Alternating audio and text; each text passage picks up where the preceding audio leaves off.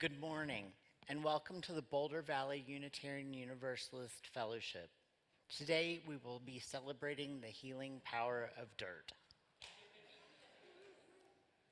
I'm Paolo Sparti. My pronouns are he, him, his.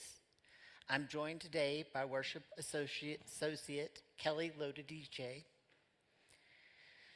Today's music is provided by Julie Morris, Amy Austin, and her daughter Emily. Today's tech team is Paula Zimmerman and Deborah Minch.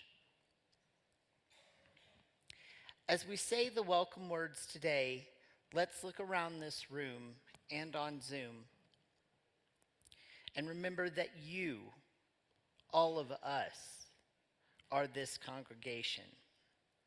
I invite you to speak the response, "You are welcome here," together.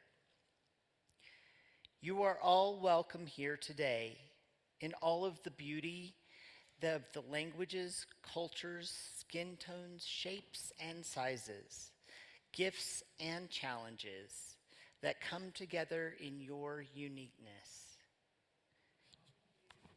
You are welcome here today. In all the ways you experience and express gender in the beauty that is who you love and how you love. You are welcome here. In all the ways that you make your living and all the places you are from, with all of the traditions that inform your spiritual life, you are welcome here. No matter how long you are away, nor how soon you will return, whether your body and soul want support today, or if you arrive with the capacity to support others, you are welcome here today. You are invited to join us with a curious mind, a loving heart, and willing spirit. We welcome you today. And together we acknowledge that we have gathered on the land of the Arapaho and many native peoples for millennia before white settlers stole it for their own. If you are new here, we are glad you found us. Here at the Fellowship, we explore our spirituality, make justice, and work to fight racism and oppression inside these walls and outside. Please come back a few times to really get to know us. And check out our offerings at the welcome desk, in the foyer, and on our website. If you're on Zoom, check out the links that are in the chat and get connected. After the service, join us for coffee hour in the fellowship hall or on Zoom. Announcements. There's one announcement, and as part of our welcoming congregation renewal this year, please listen to this 40-minute podcast that you can find wherever you get your podcast or using the link or QR code on the slide or the link in the chat on Zoom. It talks about how anti-trans politicians and organizations have been whipping up hate against trans people, especially children. Once you listen to it, let Clara Kelly know, and we still need 44 listeners, so please spread the word. I invite you to turn to your neighbor and briefly say hi to one another in person or in the chat.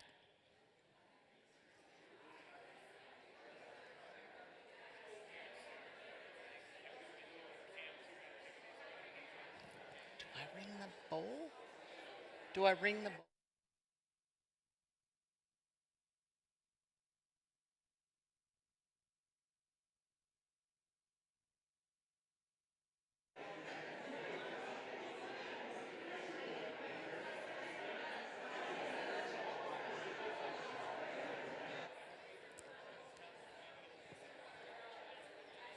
Now we'll turn to our chalice lighting.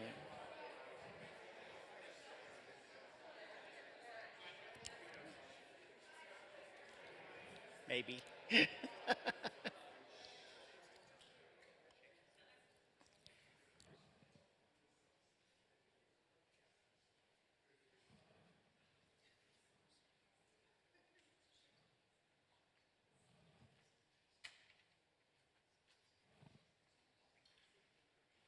And now we'll turn to our chalice lighting.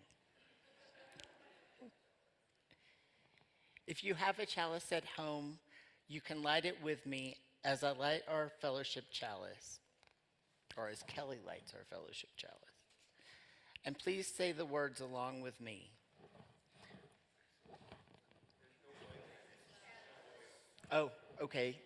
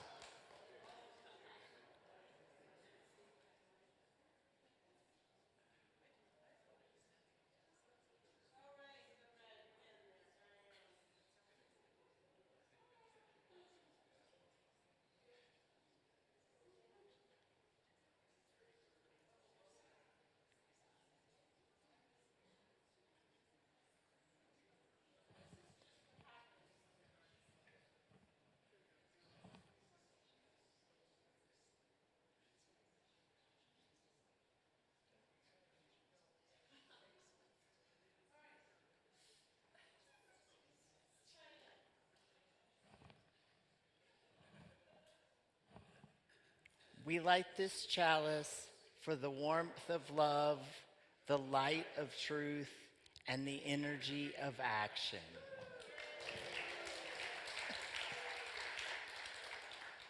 And now I'll sing our bowl again, inviting it to draw you deeper into the present moment and this, our beloved community. Follow the sound of the bowl into about a minute of silence.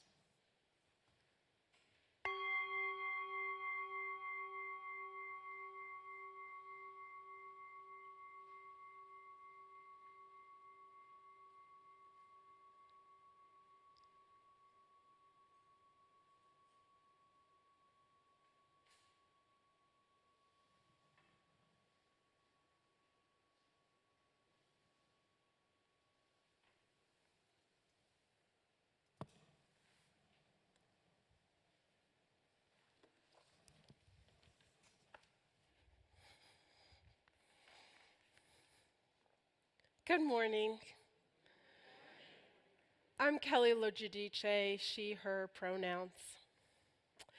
For me, the word dirt is a wonderful word associated with my fond childhood memories of digging in the dirt. Gardening was something I grew up with, surrounded by farms, and watching my green-thumbed mother nurture our large veggie patch and name every flower in our numerous gardens. My sisters and I each planted our own small plot, choosing whatever color or type of flowers we wanted. And I loved that feeling of digging my hands into the rich earth, discovering the gifts of maybe a shiny stone or a wiggly worm. And I loved getting totally covered in dirt. As a child, I certainly lived out our Unitarian Universalist value of interdependence with reverence for the great web of life.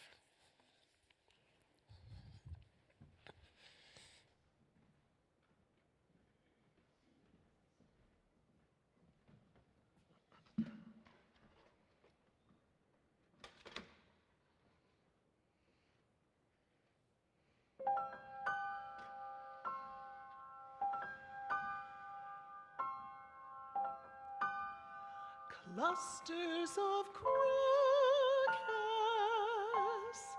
purple and gold, blankets of pansies,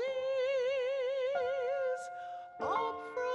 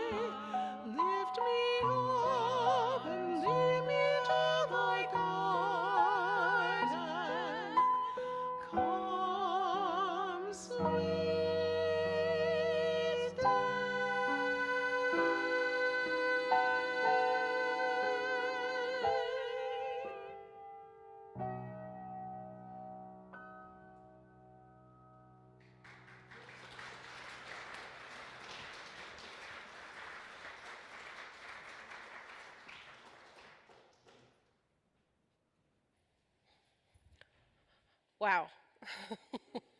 Lovely. Thank you.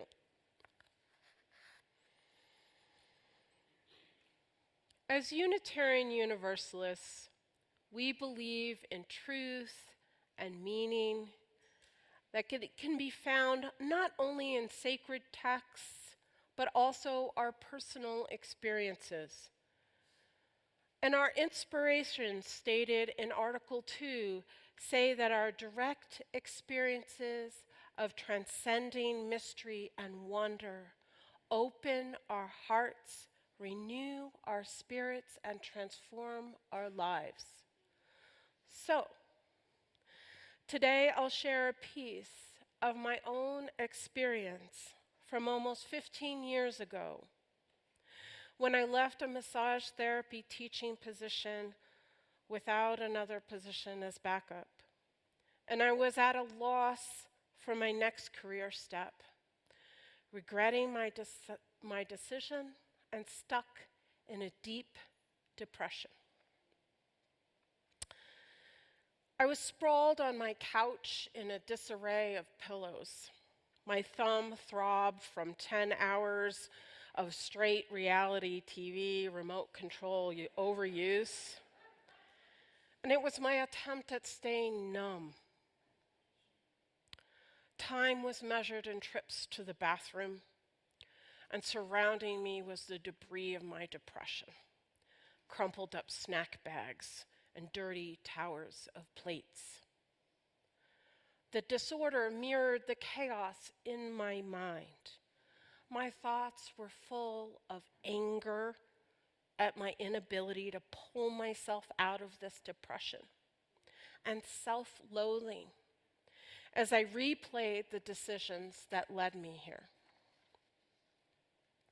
As I brushed off crumbs and sniffed my shirt, trying to guess if I showered yesterday or the day before, I became aware of sunlight streaming in through cracks in the blinds. Shuffling to the door, I took in a cool breath of fresh air and noticed a weed growing among the spring flowers. Shambling outside, I bent down to pull the weed, and feeling the soil in my hands and the warm sun on my skin, I took a deep breath. I felt an intense urge to dig in the dirt, and I began to hear what my depression had blocked out. The laughter of kids playing down the street and the birds singing. Tears rained down my face as I began to shed the numbness and finally allow myself to feel again, to breathe again, to hope. From that first pulling of a weed, I began to climb out from the depths of depression by entering into an adventure with gardening. Little did I know that this would become a deeply spiritual journey that would help me excavate my own emotional dirt. That emotional dirt that soils how we see ourselves. In tending to the health of my garden, I began to tend to my own emotional well-being. Depression can be such a lonely disease. In the depths, I found it difficult to answer the phone, and sometimes even to have conversations with my husband.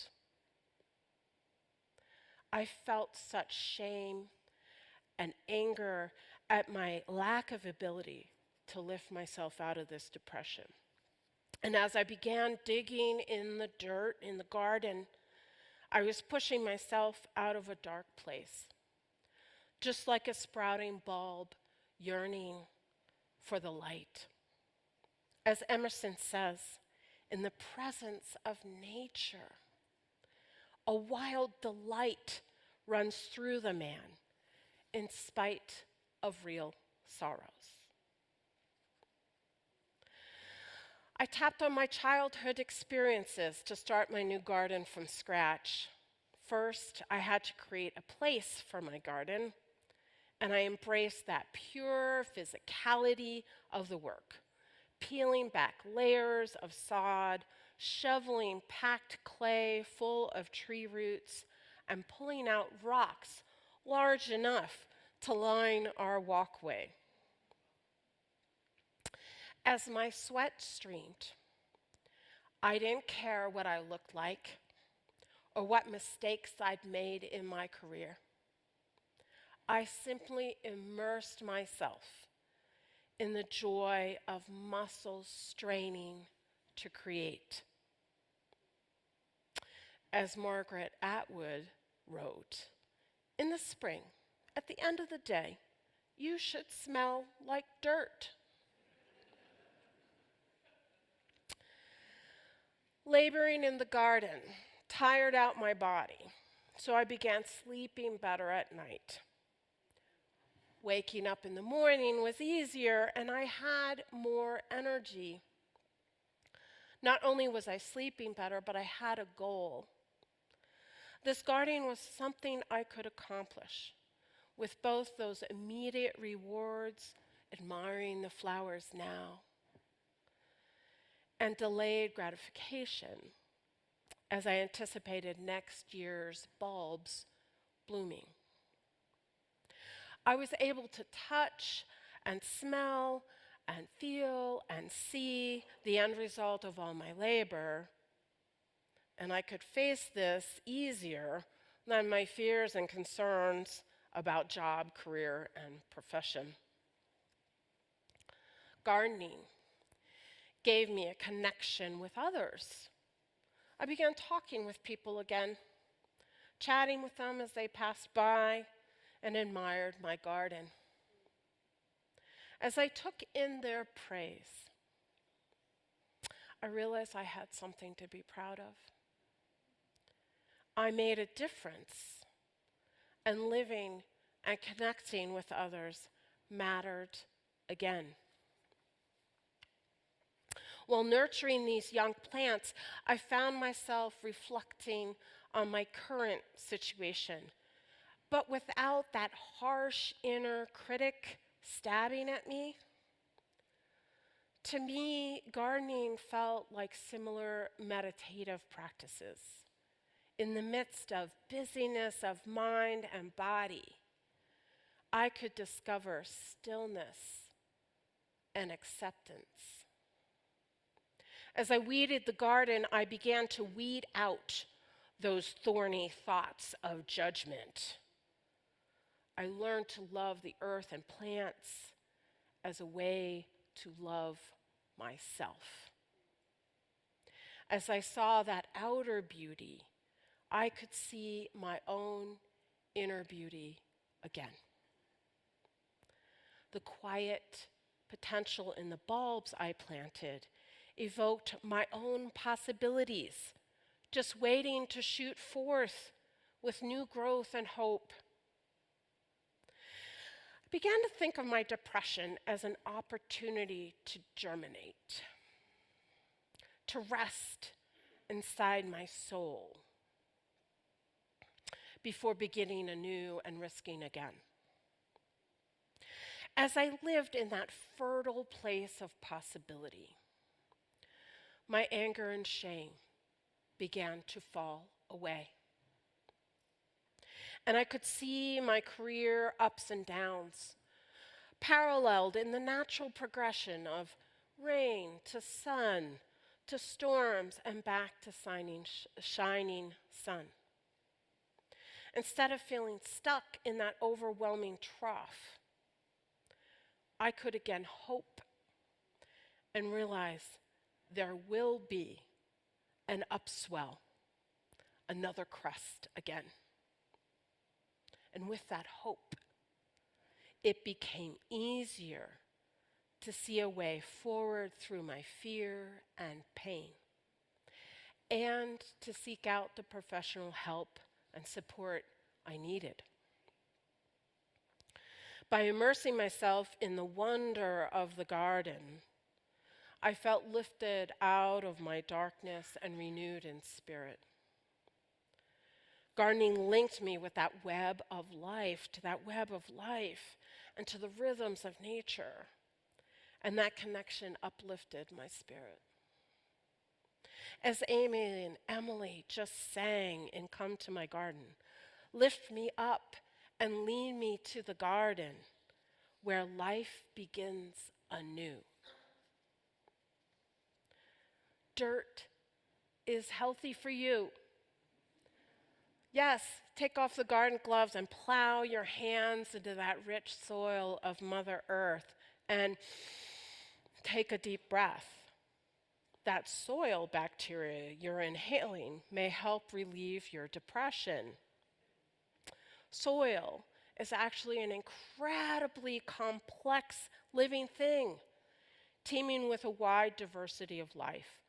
1 teaspoon of topsoil contains around 1 billion individual microscopic cells and 10,000 species. 1 teaspoon. And research in 2007 showed that a common soil bacterium that we inhale while digging in the dirt boosts our immune system and helps release serotonin, our brain's natural antidepressant. Yes, there's actually scientific evidence on the amazing healing power of dirt. Dirt is not simply a spiritual metaphor for healing, but an actual scientific remedy to living a healthy life. Today, my wish is for all of us to love and accept that which is around and within us. And as we look outside these windows, may we see nature smiling back. And let us use nature as a source to help transform difficult emotions. May we understand we're not separate from nature. Nature's reflected within us always. That small bit of grass thriving in a crack on the sidewalk reminds us of our strength. Allow our connection to nature help us cultivate life rather than dwell on what depletes us. And please rise, embody your spirit for our next hymn in our gray hymnal, number 6, Just as Long as I Have Breath. Number 6.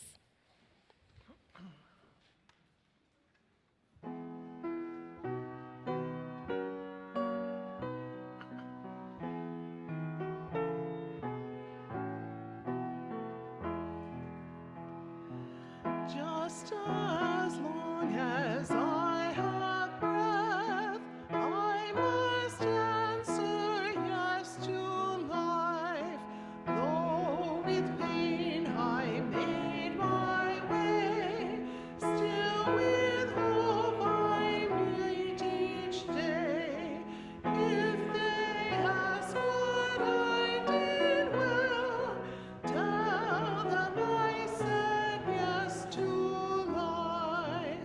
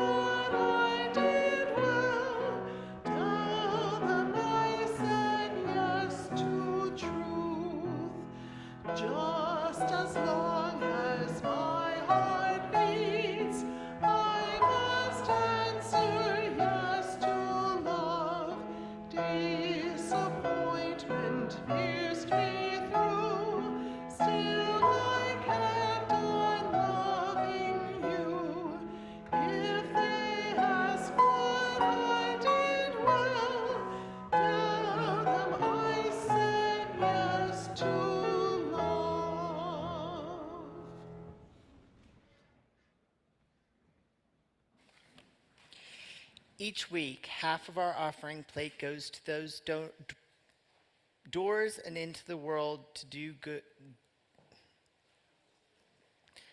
to those doers and in the world to do good. Today, half of the offering plate will support the Emergency Family Assistance Association, which for over 100 years has served as Boulder County's safety net, ensuring our community has access to food, housing, and other resources to move toward financial stability and resilience.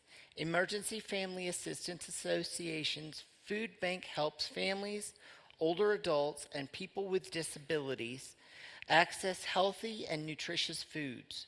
When families thrive, our community is stronger.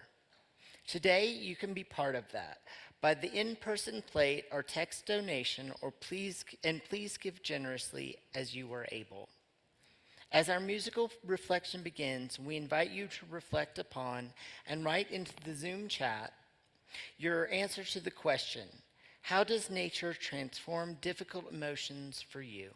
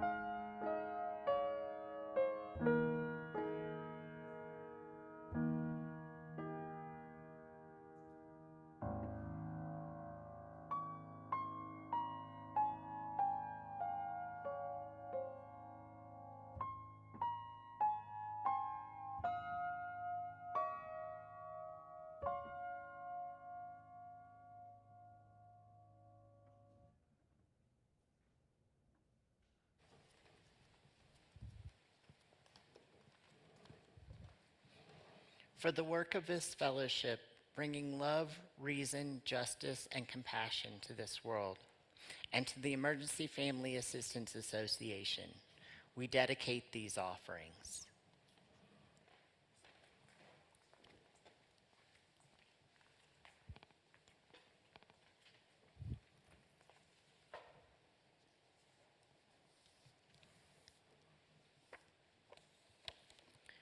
So the National Institute of Mental Health suggests these activities for outside of treatment to help people with depression feel better. Try to get some physical activity. Try to maintain a regular bedtime and wake-up time. Eat regular, healthy meals. Break up larger tasks into small ones. Do what you can as you can. And try to connect with people. These were all things that I was told by mental health professionals. You see, I spent 25 years of my life in a depressed or manic state. Mania was less common for me, and eventually manic states were controlled by pharmaceuticals, but my depression was intractable. Suicide was never far from my thoughts.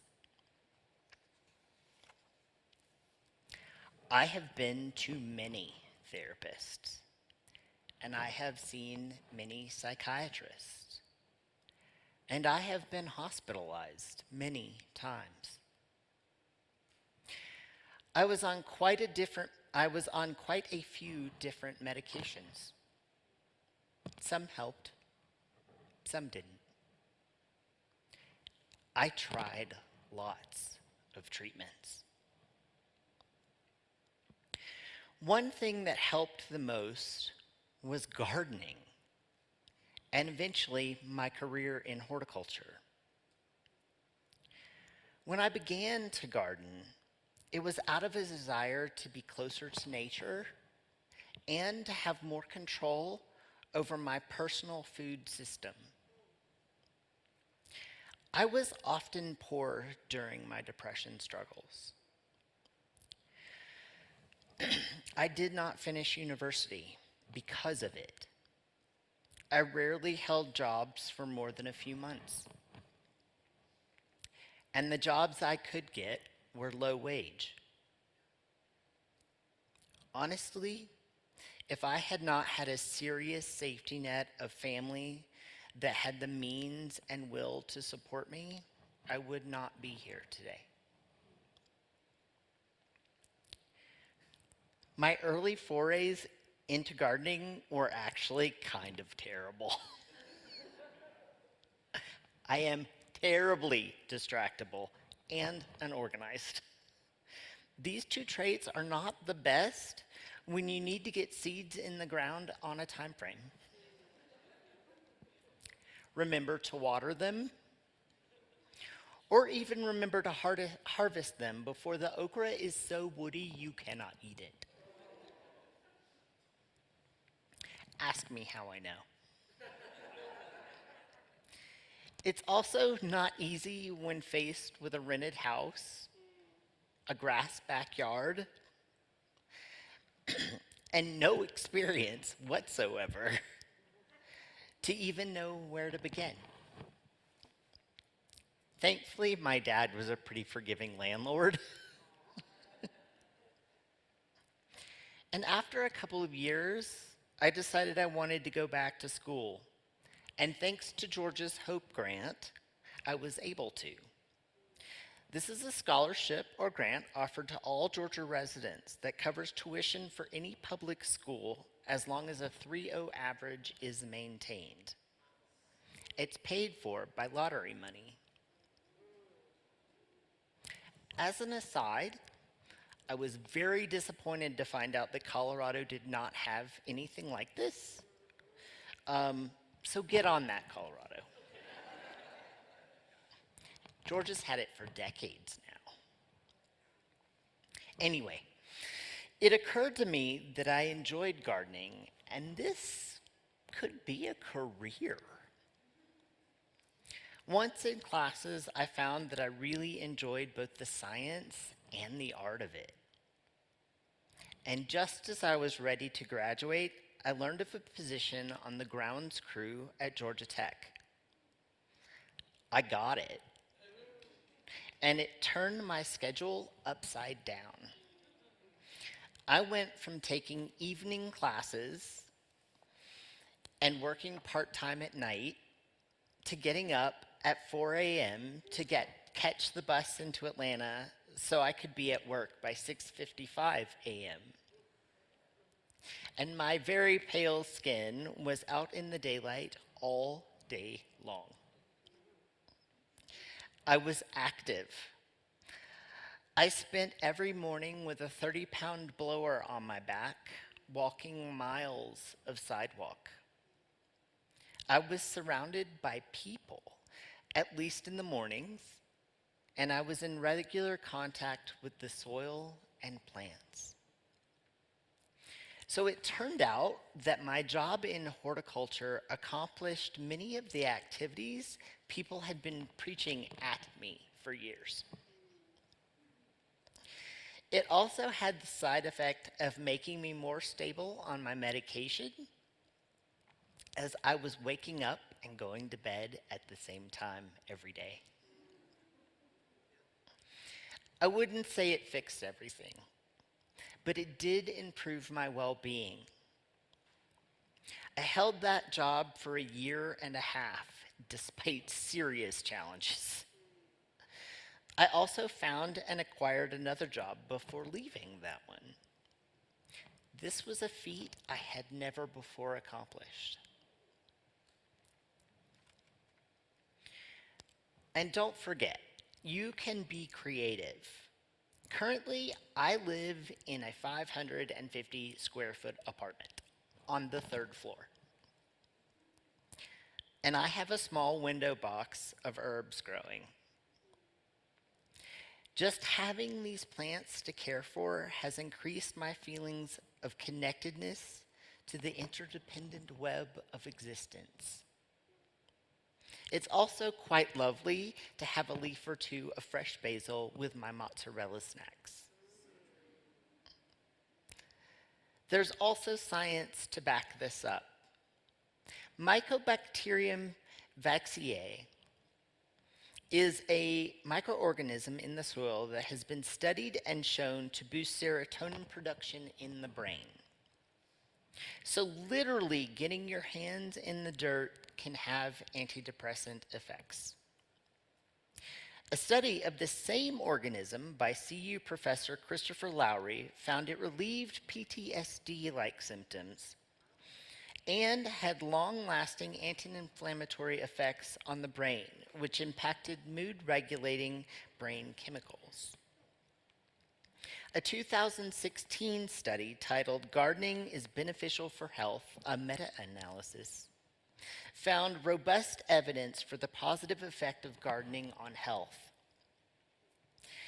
This same study's suggestion was that policymakers could make strides in addressing health inequalities by providing access to gardening spaces. Studies show that children exposed to animals, bacteria-laden dust, and rural environments have a reduced risk of asthma and allergies later in life, and grow up to have more stress-resilient immune systems and may be at lower risk of mental illness. And it's not just soil that helps. Researchers have found that harvesting from the garden releases dopamine, flushing our brain with a state of bliss or mild euphoria. Just the sight or smell of a fresh fruit or berry, or the action of plucking a ripe tomato, triggers this reward center in our brains. This healing power can also happen from just looking at nature. Research has shown that hospital patients with a garden view heal twice as fast versus patients with no garden window. So go outside, get some fresh air, take a walk or a roll, pull a weed, plant a window box, or an entire garden.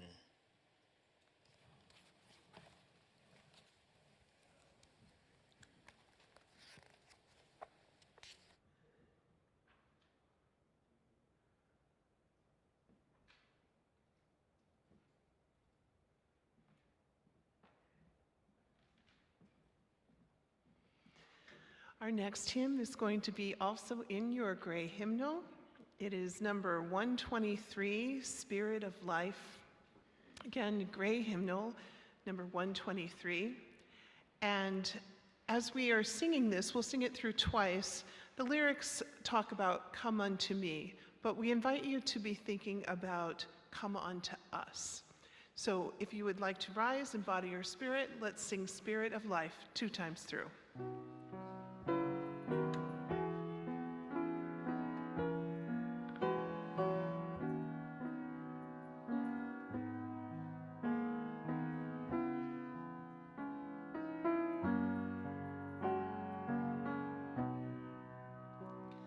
Spirit of life, come unto me. Sing in my heart all the stirrings of compassion. Blow in the wind, rise in the sea, move in the hand, giving life the shape of justice. Roots hold me close, wings set me free. Spirit of life, come to me, come to me. Spirit of life, come unto me. Sing in my heart all the stirrings of compassion. Blow in the wind, rise in the sea, move in the hand, giving life the shape of justice. Roots hold me close, wings set me free. Spirit of life, come to me, come to me.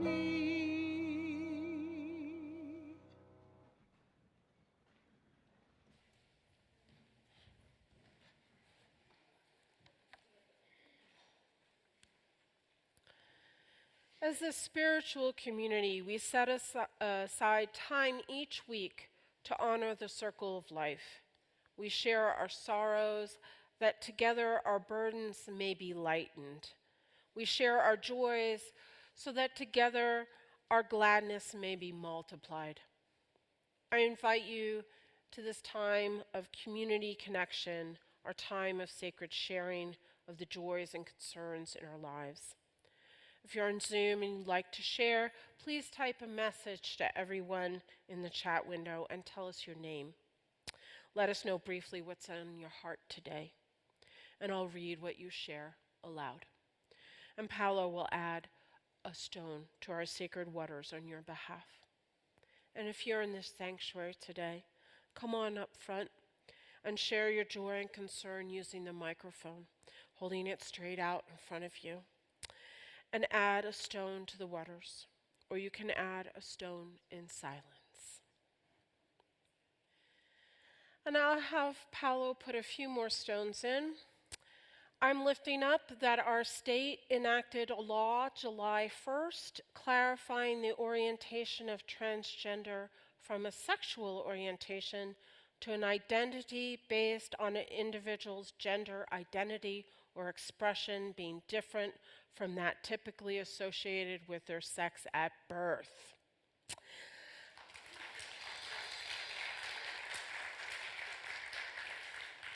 This change will help attorneys across the state prosecute crimes against transgender people, and may these local anti-oppression steps be a shining example to other states. And a stone for the passing of Bernice Johnson Reagan, who died Tuesday at the age of 81.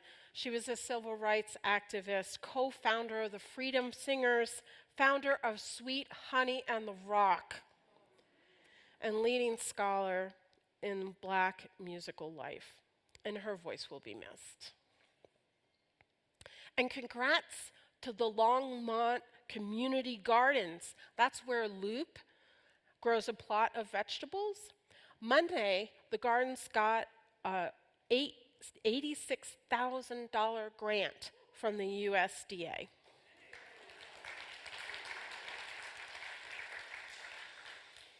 All right, one last stone for those joys and concerns that remain in the silent sanctuaries of our hearts, knowing that even in our silence, we are bound together in the web of life.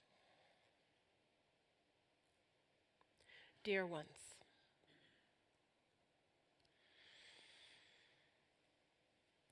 may the water of our tears wash through us as earth supports and comforts us. May fire warm us in celebration together as the air carries our laughter to different corners. Blessed be.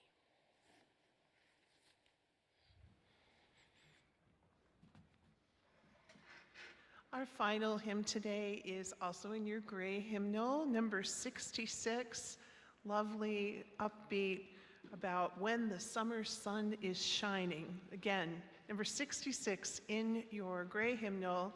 Would you rise in body or spirit and join me in singing?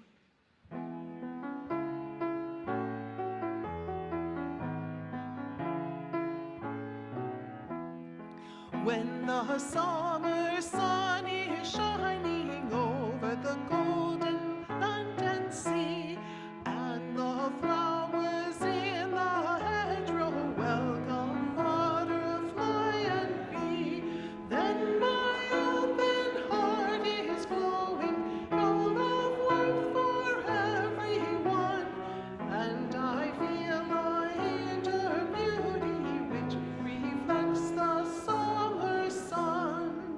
When the summer clouds of thunder bring the long-awaited rain, and the thirsty soil is moistened and the grass is green again, then I long for summer sunshine, though I know that clouds and tears are a part of life's refreshment, like the rainbow's hopes and fears.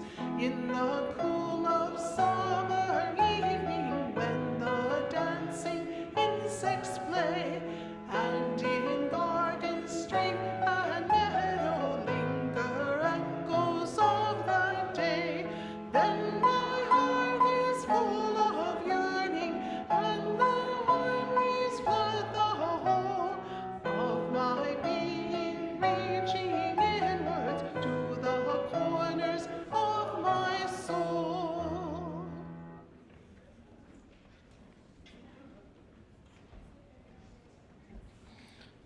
Chalice kind of extinguished itself.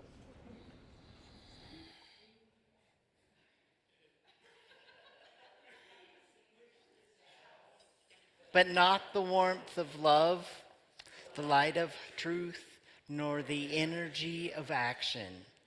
These we carry in our hearts until we meet again.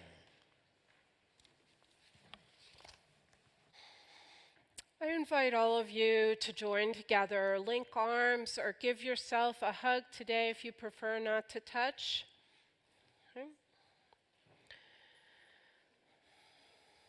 If there is ever a time when you feel isolated and disconnected, turn to nature as a guide. May we all explore mystery and wonder, renew our spirit, and come home here. Share what you discovered, or be uplifted by our connection to each other. May we all continue to say yes, yes, yes to life. Blessed be.